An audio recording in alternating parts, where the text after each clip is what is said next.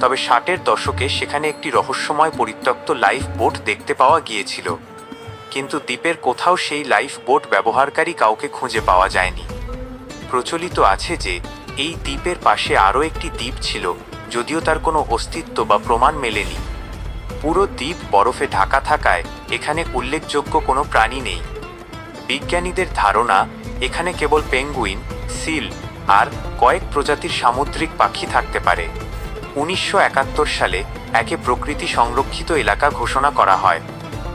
1994 সালে স্থাপিত একটি নরওয়েজীয় স্টেশন বর্তমানে প্রায় ধ্বংসপ্রাপ্ত।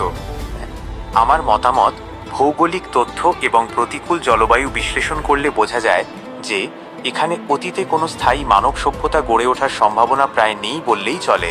তবে সেই পরিত্যক্ত লাইফ বোটের ঘটনাটি ইঙ্গিত দেয় যে হয়তো কোনো জাহাজডুবির শিকার অভিযাত্রী সাময়িকভাবে সেখানে আশ্রয় নেওয়ার চেষ্টা করেছিলেন। সেই মানুষগুলোর ভাগ্যে কী ঘটেছিল তা আজও এক অমীমাংসিত রহস্য। বন্ধুরা,